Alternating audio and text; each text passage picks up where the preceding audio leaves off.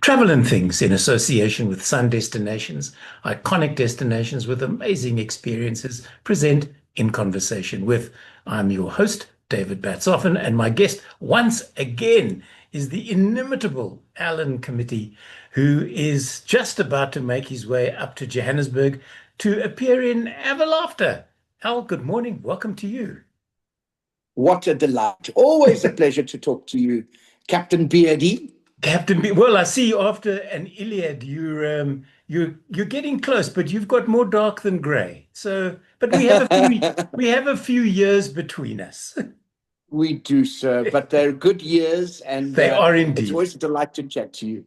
It is always fun to spend this time together. So tell us, firstly, Alan, when it comes to one-man shows, how many have you done? And it's all new material constantly, isn't it?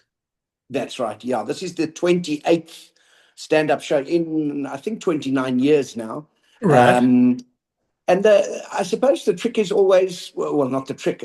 There's a reason I do a new show every year. One, Mm. Peter Turin has been very kind to give me what I think is one of the best slots in the year, which is the festive season, Yeah. 8-week period in Cape Town. So it means we play to not only those Cape Townians who are brave enough to stay in the mother city over the festive season, but to all those visiting from around the country, and indeed the foreigners who kind of descend our shores. So it means it's a real peak season. People are looking for good laughs and entertainment over that festive time. So it's a prime slot. So obviously, because he offers me that slot, I have to come up with new stuff. But it serves a double purpose, because with my corporate work every year, it means that show, it's normally in Cape Town, it's a two half show, because they want to keep the bar busy and Mm. get people paying for drinks. Out of that 2 hour show, or 2.5 hour show, there's a good 40 to 50 minutes of brand new corporate material that I can then use for my corporate gigs. So effectively, a corporate client knows, even if they've used me last year, next year is going to promise brand new stuff. Something And new. that's kept me going over the years as well. So it's tough. I got to tell you, David, when I sit down in September and October and I think, what have I got left to say? But invariably, after a couple of minutes rumination, you realize there's a lot that's been happening, and there's always something new to say or a new perspective to offer. Do you use your flip chart to help you chart a course to I'll use tell a you what, pun it's meaningfully? meaningfully, exactly. I Those flip charts, of course, in cricketing terms, I don't know how much of a cricket fan you are. I'm a huge cricket tragic, and Alan, with a surname like Bats often, how can I not be a cricket fan? Work with me here. These 100%. are tough rooms that you and I are sitting in. Well, in cricketing terms, they talk about a batsman's strength is also his weakness. And so people have come to really love and adore the flip charts, which I use in every show, which is lovely, and it's a delight. And it means that every time I sit down to write a new script, I can immediately slot in 8 minutes flip chart, because I Mm. know that will be there. But equally, at some point, I have to write the new flip chart. I have to create it. And I sit there thinking, oh, I've created a little boon here for myself. This is not as easy as, but so this year's one is, it took a lot longer to get there than I was Mm. hoping. But when I finally kind of came up with it, it's been a real treat, and people have loved it. I don't know if you recall, last year, I went out of my way and I did a triptych of flip charts. We had You three did flip charts. indeed. You did And so indeed. that was jumping a level. So this year I've had to kind of gear down again, offer something a little different, and then we'll see how I raise the bar in the coming years. And what about interpretive dance? I haven't seen you do that for a while. Well, you see, now you say that, but actually you've seen a lot of it. Some would argue far too much of it. So this year has no dance in it. There is some opera Oh, singing though. I have some oh, opera singing. I appeared okay. in Deflator Mouse for UCT Opera College during the course of last year. So I talk about that experience, and actually I give a little singing, a Oh, little, yeah. a So you can, masterclass, well, I so don't to know if speak. that's exactly contemporary dance through the vocal cords. Yeah. Alan, your shows have always, I think, engendered, I don't want to say an overly reactive audience, but they do get involved. Mm. Have there been times when you've pushed the envelope just that little bit too much, and before you can take a step back, You get a response and you don't know how to deal with it. That's an interesting question. I think that my skill set at dealing and playing with an audience has, as I've developed, I mean, I've done this now for just about 30 years. And Mm. if you'd said to me 20 years ago, I would say I'm very cautious with how I play with an audience. And in fact, if Right. you recall, and I know you were around coming to my shows, in the early 2000s, kind of Mm. 2007, 2008, I would often get an audience member up onto stage Yeah. in a do-it-yourself soap opera, or to join me in Dirty Dancing as we recreated the magic moments from Dirty Dancing. And there was a safety net in that I had a very strong structure of the sketch. So Mm. when the audience member came up onto stage, no matter what they did, whether they were absolutely petrified and didn't want to perform, or they were too extrovert and wanted to perform too much, Mm. the sketch structure held that, both those Yeah. responses. And it didn't really matter. They didn't know that, but it was held. I find it, and in fact, in this one, I do something I haven't done for a long time, which is to bring someone up on stage in a very safe way. They play the iceberg in my recreation of the Titanic. Um, but the honest truth is, as I've got better at interacting with crowds, Mm. I now put myself deliberately in positions where a conversation won't just stop after one or two questions, because for me it is a conversation. It's not me trying to denigrate or upset or humiliate an audience. Mm. It's about finding out something about them, Yeah. whether it's what job they do or where they've been. Or in this particular show, Ever Laughter, one of the major themes is holidays and the pleasures and despairing misadventures of holidays.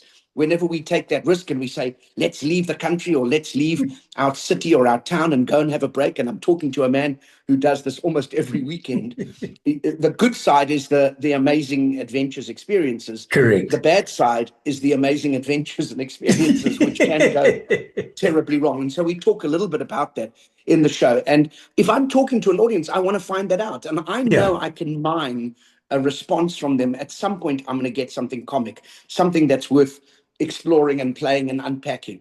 And I'm now good enough, I think, that even if it isn't there, even if you give me a straight and very innocent answer, I can deliberately misinterpret it to my own To comic. make it work. Exactly. Dora O'Brien, the Irish Oh, he's comic, is genius. brilliant Yeah, at that. And I correct. remember once he was doing that, asking the audience what they were doing. Mm. And I think it was the guy was a medic or something in the army, and he went, "You're untouchable," and literally just moved on, and then came back to him. And what Well, always that's the amazes me about Dara is that he remembers, he'll do his entire show, and then he'll right. come back and thank all those people, Yeah, not necessarily by name and by whatever they told him yeah. And to that's round so off the show. there are a couple of those comics around the world. I mean, he lived in South Africa for a long time. Martin Davis was the first comic I ever saw doing that. And Dara Right. Breen, I've seen live a couple of times.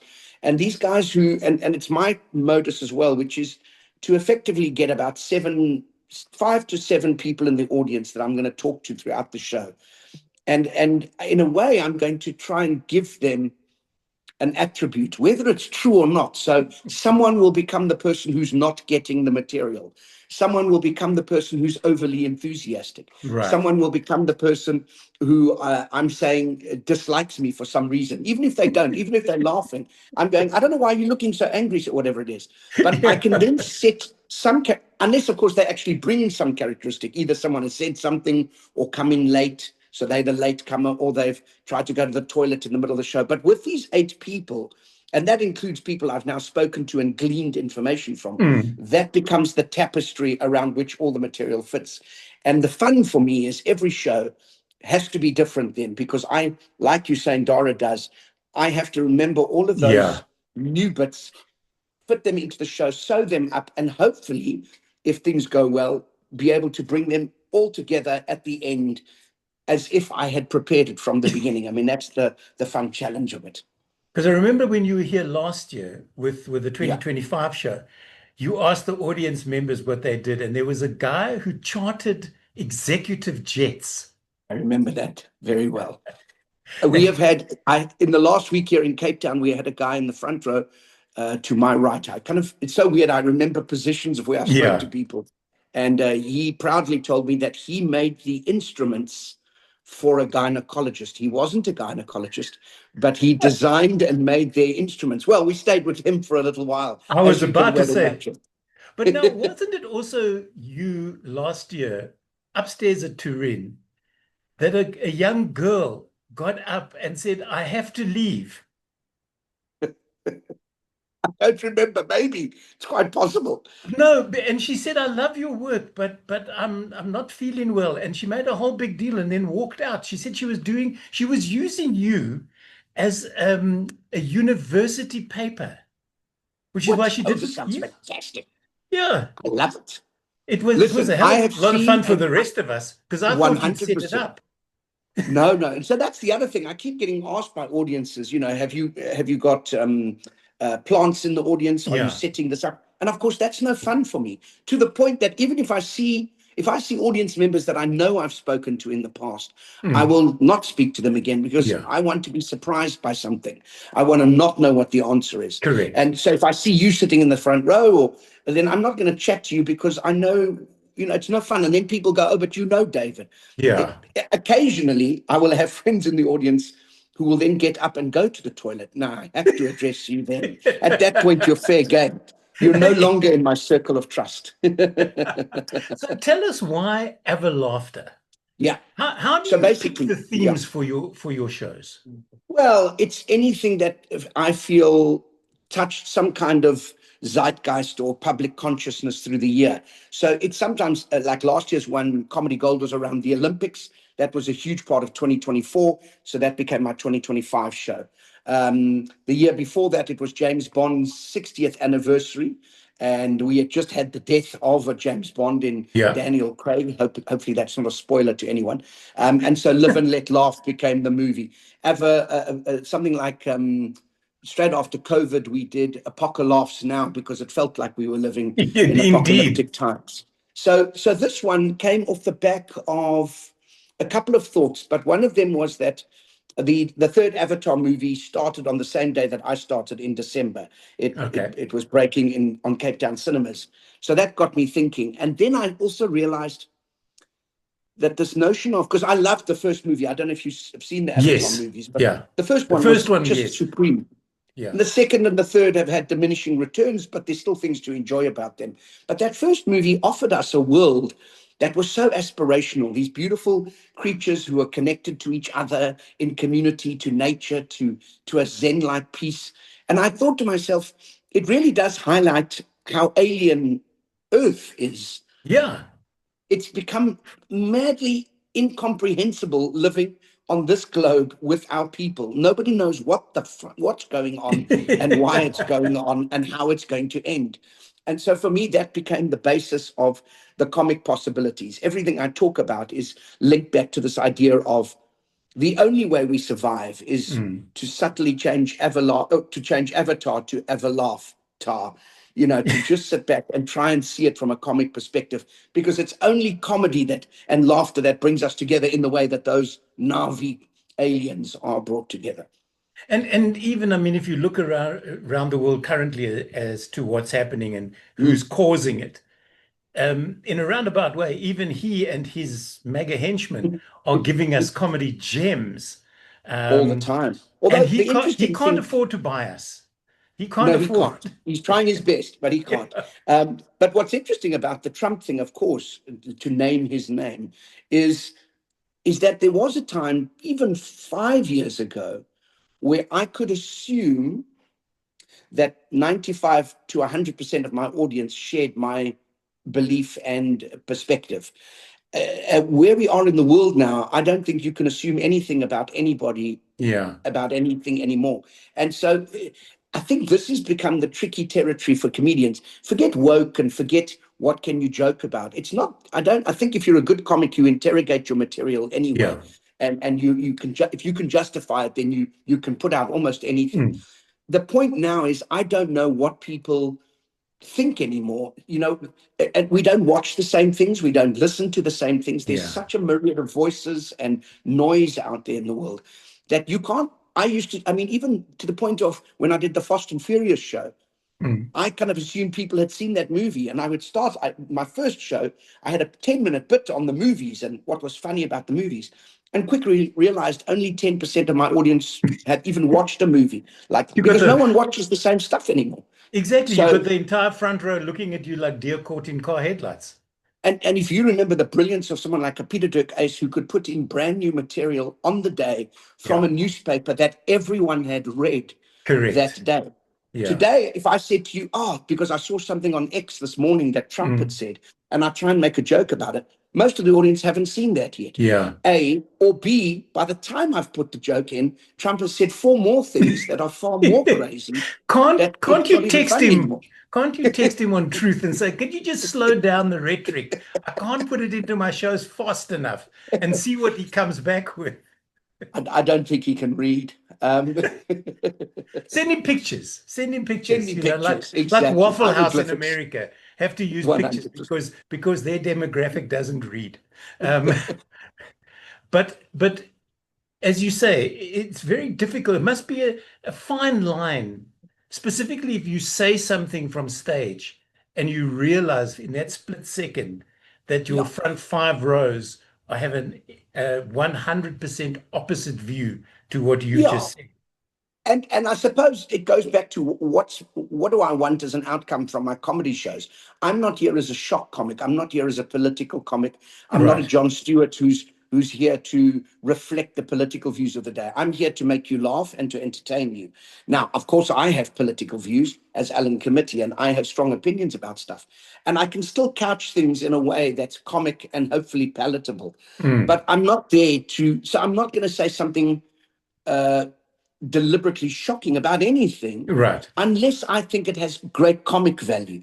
But I'm not going to do it because it has great political value. Fair That's enough. not that show. I'm, Yeah. I'm doing a show at the moment in Cape Town called An Iliad, and it's a beautiful text written in 2012 in New York, and it's based on Homer's The Iliad. And it speaks about the nature of war in a way that I fully agree with, and I'm really interested in putting out into the world as an Mm. artistic expression. That's a different thing, and that's what I would use as a tool. But for my stand up, I'm there to offer. So I also think that everything and anything is political by nature anyway. We are colored You, by who we are and where we are. I don't yeah. even think you can say colored, but there you are.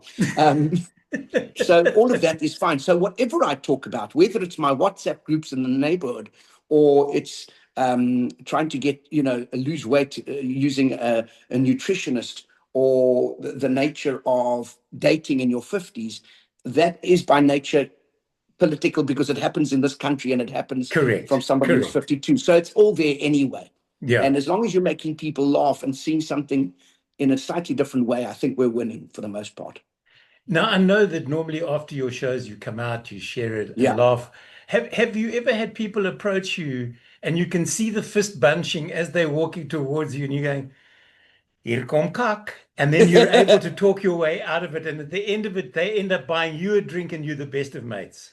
Listen, I think if you're doing the thing, what's beautiful about the shows is when people come up to you afterwards and they're talking to you as if they've known you, or they think they know you, or they're friends with you. So it also, the other side of that is people sometimes the filters go. So they'll come out and go, "Oh, you're not half as fat as you were last year," or "You're much better looking now off stage," or "Oh, you're quite short off stage. You're lovely on stage." Because people think they know you, they're friend, and Yeah. that speaks to me as a kind of a plus of Yeah. how I'm talking to them from the stage. But equally, I have to thicken my skin a little bit for those post-show conversations because you don't know what's going to come out.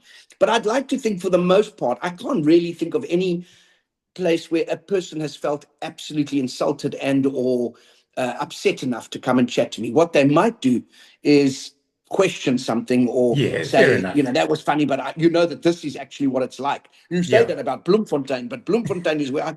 And then, as you say, you quietly massage that and put in another joke, and before you know it, it's all good. And well, hopefully, you do get a drink out of it. Now, I was just sort of going off at a tangent in my mind about people coming up to you. There is a comic in America, and for the life of me, I can't remember his name, but his shtick is as he walks on stage, he takes his shirt off and he does his entire shtick, his entire act, all 1 hour and 4 minutes of it, shirtless.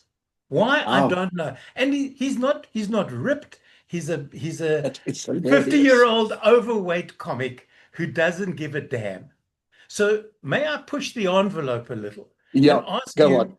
would you do that in a loincloth? I'm giving you an out here. Listen, I'd like to argue that it's going to be a very big loincloth, but I'm not Yeah, even sure right. that's true.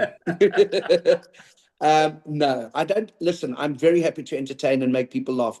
This body would be the biggest laugh of the night, and I'm happy to keep that laugh for those who are special enough to see it.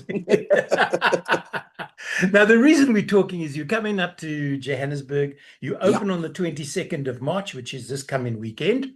Um, how long are you here for? And what can people expect in this iteration of Alan Committee? So we start, yeah, as you say, start next Friday night. That it's the 20th, I think, the weekend of Yeah, the 20th.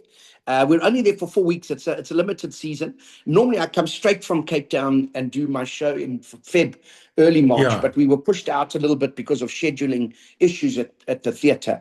But I'm actually quite excited. It's a fun period to be in Joburg. We'll go through the Easter weekend. I think folk in Joburg love a bit of entertainment over that time. And Monty's a good place, as good as any, to come and have a Yeah. good laugh. So it's 4 weeks. We're doing something special this time in that we're doing an extra show on the Sunday. So we'll do a matinee, a 3 o'clock, and a six Okay. o'clock show. Because I think people are enjoying being out earlier in the day. Can I put up Let's my be hand honest. to that? No, no, all of us. I don't know who's not putting up their hand at this point. And so I think that's going to be quite exciting. And yeah, it's my 28th solo show. Laughter looks at all those foibles and madnesses that, you've come to Mhm. expect. As I say, I end the show with a 12-minute recreation of the sinking of the Titanic. Because if we're talking about holidays that have gone terribly wrong, that might be the best example of I it was going to all. say you can't better that. And if you think about it, when they made the movie, Yeah, that ship took, I think, almost 3 hours to sink in the correct. movie. And in real life, it sank in like 12 minutes. It was gone. Correct. And there was And no and my Leonardo link there, DiCaprio hanging on a door with Kate Winslet correct. going, "Get off, you can't come on." It's my tenuous link is that it's also directed by James Cameron. So we're looking at his oeuvre. There's Correct. a word you weren't expecting on a Thursday. Oeuvre. Oeuvre. But the show has stacks of other stuff. I talk about everything from as I'm growing older. Here's something you might relate to. A Oh, word thank or a you. phrase a word or phrase I've never used in my 30s or 40s, but I now use more often than I like, which is to say that's inappropriate. I think that only happens as we get a little older. Suddenly, I had friends who were celebrating Halloween recently, end of last year, and I just went, "Well, that's inappropriate. We don't. Why have we got?" And I stopped myself and thought, "Listen to you, old man. Stop it already." So I'm happy to report I didn't fight them. I joined. I had a beautiful costume. I went down to the Constantia Virgin Active and I Mm. frightened people in the most outrageous way. I was dressed as gluten. And they did not know what to do with that. The Constantia ladies fled in the worst panic I've ever seen. Sometimes you've got to say yes to new adventures. Gluten will do that to you because I've discovered that I'm gluten intolerant. Oh, very good. Yeah. Very good. I might steal that. I met a guy the other day. We were in a waiting room together, and I said, "What do you do?" And he said, "Oh," very proudly said, "I'm a CrossFit trainer." And I said, "How do you know if somebody is vegan and does CrossFit?" And we both said at the same time, "They will tell you." They will tell you exactly. Very proudly, because I said to him, "Is CrossFit still a thing?" And he said, "Yes, but there is a new version, Oh, which maybe you can delve into for your next year." And I can't remember what it's called, but it's less of the squatting, it's more of the running and jumping. It's for endurance. right. Well, these fads come and go at such a pace now. And we're I still here. We're still here. Listen, I started because they tell you as you get older, it's elasticity you've got to Yeah. work with. So I'm doing a bit of Pilates, but they also say don't forget the muscle. You've got to do a bit of weights. So I've started a weightlifting program recently, week one. That's what they call me at the gym. And Yeah. You had to get It's that in, didn't you? exactly, just quietly, little put a joke in there. But yeah, it's essentially, I look at my health again at 52. You do have to do that. But we look at kind of dating in the modern world, how it changed from when we were growing up. We didn't have cell phones and social media No, and none of that. Bluetooth, and you could immediately give all your information. Today they just share everything within an instant. Ah, you've got Yeah. it. We had to remember people's phone numbers, and if you were out at a bar or a party and music was in the background, and she's trying, it's 011, and you had to get a friend to come and listen, and he'd remember the second half of the number, but he's already spoken to two other women, so you've now got three numbers that he's half listened to, and then you basically played Sudoku at the You had end to of the put them night all and try and work. together. Correct. Does anyone Fun score? times, Alan. Fun times. The rules keep changing. You know, the They youngsters keep won't changing. call, they'll text or they'll leave voice notes. And if you That's phone right. people now, Yeah, they um, get quite affronted. there is, you can hear on the other side, like, what's the matter? Yeah. Has somebody died? Yes. That's the Yes. initial. No, I just want to say hello. Are you available for a cup of coffee? But I Yeah. don't know. I'll have to look at my diary. I'll get back to you like next Yeah. week. You now have to WhatsApp people to say, "Can I call you?" You know, Yeah. it is a strangeness. Yeah, the world has changed, and listen, it's ripe for comedy musings, of course. So that's the nice thing about it. Now you come out of an Iliad Yeah, into Everloftar, and then you come back. You're going to reprise your role as Hercule Poirot. very You'll pardon excited my about that. French. No, quite right. No, very excited about that. We've got a superb cast lined up this year. Hmm. I've never shared a stage with Sir Graham Hopkins, so excited about that. I got And news for you. Graham does not share a stage, Alan. He'll allow you on his. and then my Graham, good I friend love you. You know that. Rusty Salvador, Russ Savadier. It'll be nice to have him on stage, and There's Sharon another, Spiegel Wagner. yeah, there's Yeah, another it's a cricket nice cast. fanatic, Rusty. 100%. That's how Yeah, we've bonded over the years. So, yeah. yeah, it's a great cast, and it's a lovely new interpretation or adaptation of one of my favorite Christies, The Murder of Roger Ackroyd. I think it's one of Mm. the first Christies I ever read as a youngster, and have reread many times over the years. So, some of the Christies were a bit dusty. The one we did Yeah, last year, Black Coffee, I think we did a nice production of it, but the actual text was a bit creaky in places. yeah. But they've now got a couple of American playwrights they've given them permission to adapt these Christies. And so there's some new versions that are coming out, all signed off Wonderful. by the Christie estate. So this is one of them, Okay. and I think it's going to be a goodie. Now, just going back to the fact that you came out of your Everloftar in Cape Town into Yeah, an Iliad, back yeah. into Everloftar here in Joburg, and then into the murder of Roger Ackroyd. What is your head filled with? I mean, are there not times in your stand-up when all of a sudden you realize you channel in either the Iliad or Homer. a French detective? It is a bit mad, and even within this particular run of an Iliad, I've had a couple of corporate gigs, which of course were stand-up shows, Yeah. and so it always takes me, especially if I haven't done stand-up for about 2 or 3 weeks. You Mm. that first gig back, it feels like the cogs turn very slowly, certainly to Yeah. my liking. I think most audiences wouldn't necessarily pick up, but it feels like a rustiness. I've got a gig later this afternoon just before the Iliad show, but I've now done a couple in a row, so I feel like I can jump fairly Yeah. easily. But it's a madness. I sometimes do feel quite schizophrenic, if I'm honest with you. I'm looking forward, as much as I've loved doing an Iliad, and it's been a bit of a gift of a role and a production.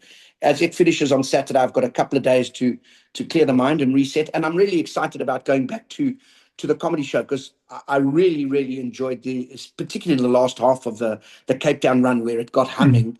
And the nice Yeah. thing about the Joburg audience is that they get the hummable version. They get the show that's bedded in, Yeah. and it knows what it is. And so, yeah, I'm really looking forward to sharing it with Jozi. How do people, let's get to the meat of this whole half an hour we've been speaking. The only reason we've been speaking is so that you can say you can buy your tickets at, Yes, exactly. So you can buy your tickets at Web Tickets. The right? nice thing about Monte Casino is there's a brilliant guy called Daryl who mans the phones there. You can also call the Monte Casino. I'm going to see if I get the number. It's 011 5111988. And if you phone that number, Daryl will help you, because I know there's still some people who distrust the internet and the interweb and all of its madnesses. So if you want someone to help you book online, just do that as well. But yeah, we're on most Wednesdays through Sundays. I think there's one of the weeks where there's no Wednesday show. It's at 7:30 in the evening. It's a 90-minute straight through show. You're leaving Monte Cassino by 9 o'clock. What a delight. Yeah, that's why we enjoy 3 o'clock shows. You go in the light, you come out in the light, and you're home in time for carte blanche. If you still Exactly. those of us who still have DSTV, there's a whole nother comedy section. That's next year's comedy, I can promise you. Yeah. Alan, it's always a pleasure to talk with you. I will see you at the opening night. Look forward to that. And I Brilliant. look forward, like the rest of us, Johannesburg, to have a laughter. Thank you very much. My guest this morning, comedy genius extraordinaire. I've been paid to say that. Thank you, Alan. The check has just cleared. Alan Committie, who will be in Johannesburg this coming weekend from the 22nd, 20th here in Johannesburg at Monte Cassino with Have Laughter. Don't wait until the end of the run, folks. Get your tickets in soon, because it's one of those productions that I'm sure you'll want to go to more than once, just so that you can heckle better the second time. He's been Alan Committie. I'm David Batsoff, and until the next time, thanks for watching.